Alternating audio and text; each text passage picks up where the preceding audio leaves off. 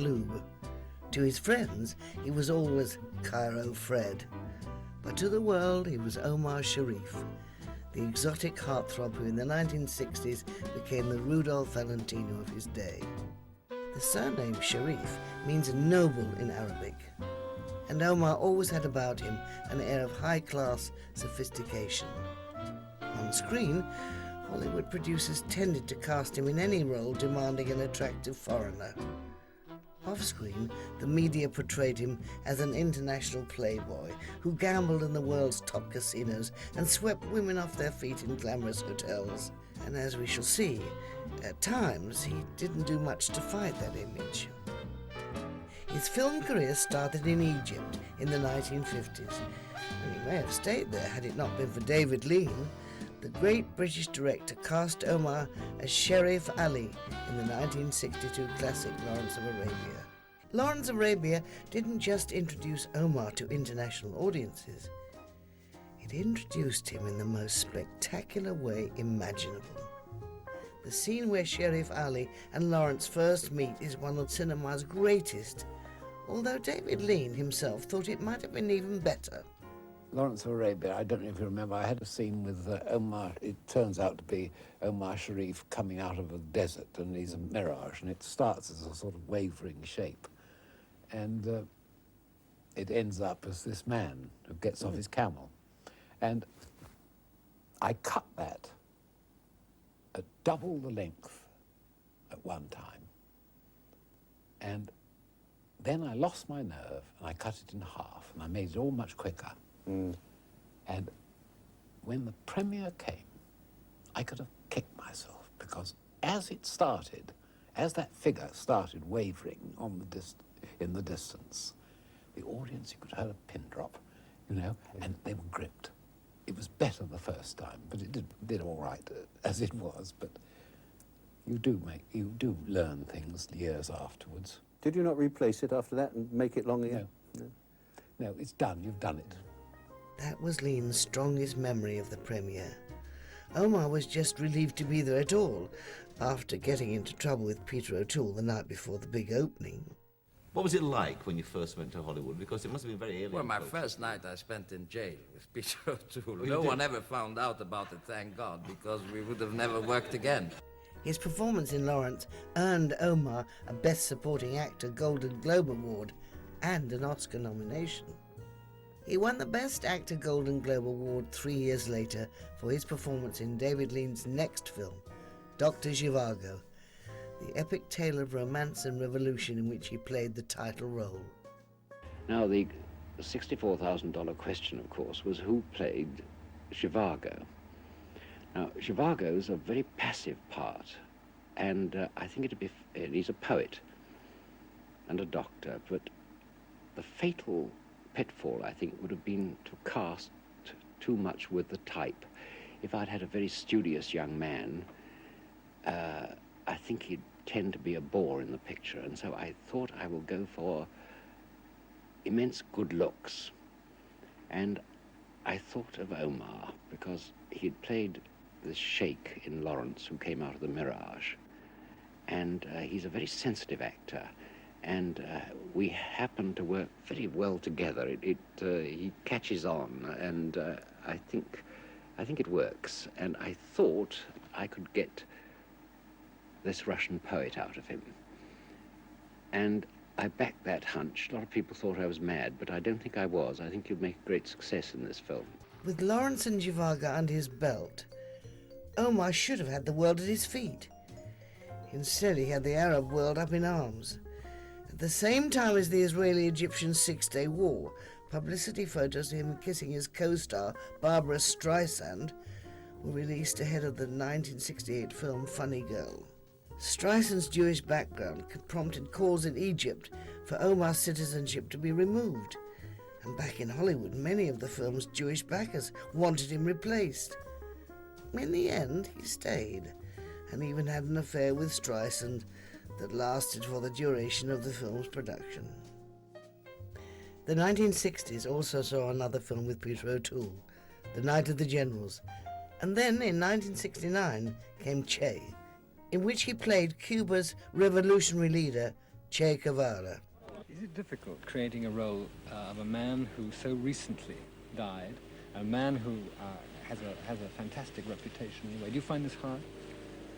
Well, I find it frightening, and I think it's a great responsibility. But I'm fortunate enough, first of all, to look quite a bit like him, like he did, which makes it a lot easier. Because once you look like someone, it's much easier to be him than if you have to work very hard already at looking and never succeed at looking like the person you're playing. I was lucky enough to appear with him in one of his best-received films of the period, 1974's The Tamarind Seed. Oh, he was so charming and so nice. But increasingly, he was becoming known for his other passions, gambling and the card game bridge, at which he was ranked among the best players in the world. Of course, as well as bridge playing, there was always the Casanova image to play up to, which Omar did with varying degrees of enthusiasm in television appearances like this one from 1977. Here in the company of Miss France, Miss Austria, Miss Las Vegas, Miss Monte Carlo, and Miss Nice, please give a big welcome to Omar Sharif.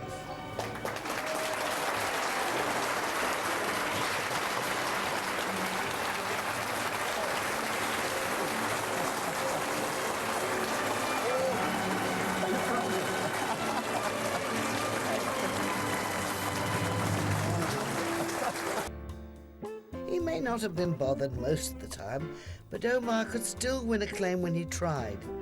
In 2003, he won Francis César Award for Best Actor for his part in the film Monsieur Ibrahim. It would be his last performance of note, and he was 71, an age that at one stage he had looked forward to.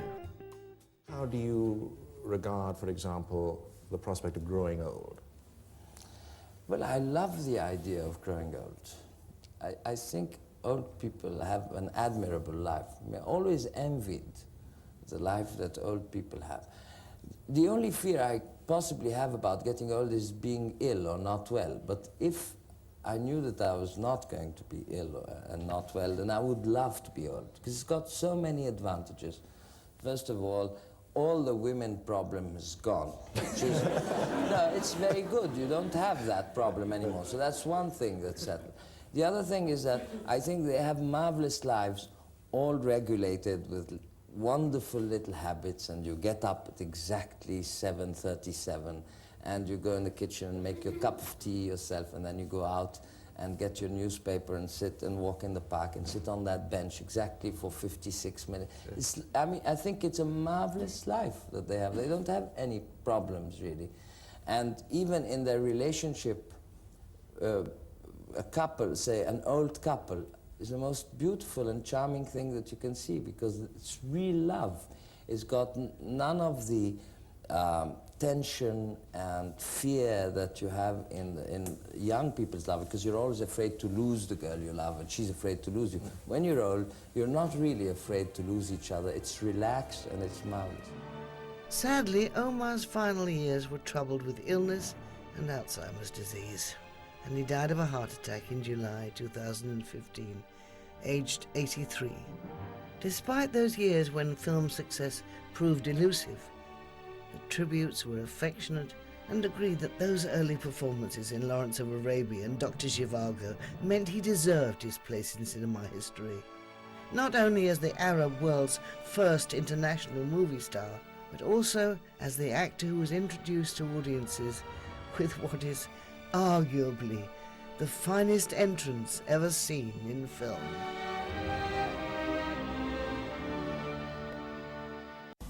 Omar Sharif.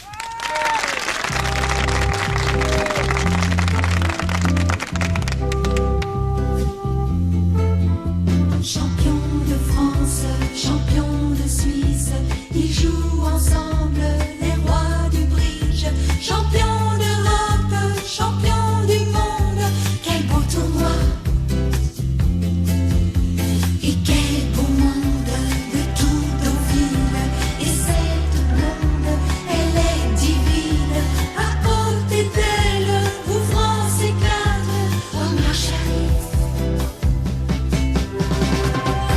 Passe.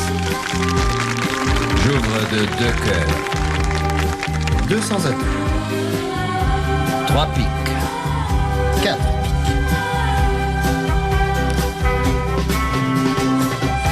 Contre. Et moi je dis sur contre. Il est complètement fou. 5 cœurs. Passe. Passe. À vous l'entame, le 6 de pique, à cette blonde et magnifique. Mademoiselle, il y a longtemps que vous jouez au bridge. Je prends de l'as, quoi, vous coupez? Il y a longtemps que vous êtes en France. Puis-je connaître le téléphone de votre hôtel? Mais tu perds complètement la tête. Il y a toujours 6 piques et tu demandes 5 cœurs. Cœur? Jamais mon cœur n'a battu aussi fort. Ce n'est plus un cœur que j'ai pour vous. C'est 3, 4, 5 cœurs. Oh là là là là là là là là, mais tu nous fais ton numéro. Numéro. À propos, quel numéro avez-vous dit? 80? 807178, Hôtel Florida. Le pli de chute, c'est la défaite. Mais quelle musique là, dans ma tête. Quand j'imagine poser mes lèvres sur vos seins, cœur. Messieurs, on change, je me retire. Et votre nom c'est? Disons Elvire. J'irai vous prendre, je me présente. Omar Sharif. Omar Sharif. Omar Sharif.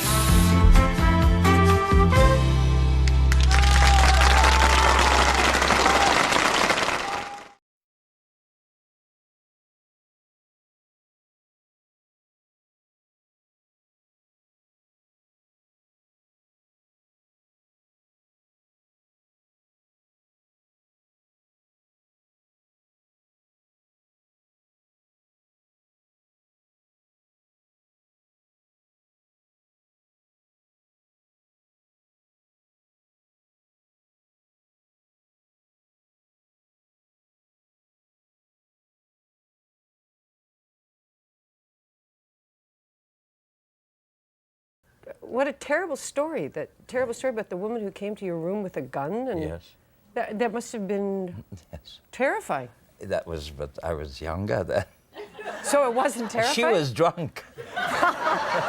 But still, she had a gun. She had a gun. Nothing she worse walked than into a... my hotel room, and she pulled the gun No, wait. out. How did she get into your hotel room? She knocked on the door. In And you those let it- days, you Oh. know, it was in what? It was in 1971, I think it was, in Dallas, Texas. Right. And we were staying in a motel, Right.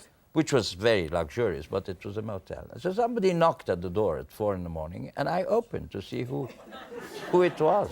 And she walked in. She flew past me. And she said, "I want you to make love to me." I said, "Madam, will you please get out of this room immediately?" She wasn't bad, but... But she was... I wasn't in the mood. She wasn't bad, but she wasn't good enough. No. But she was drunk. She's a stranger. And she pulled out a gun. She pulled out a gun and she said, "Take your clothes off." Listen, you laugh, but imagine being in It's your true. hotel room and somebody... It's scary. It would be terrifying. Especially in the hands of a drunken Oh, person. God. Because you're afraid they do this and they shoot They could shoot you. accidentally. Yeah. So what did you do? So I took my clothes off.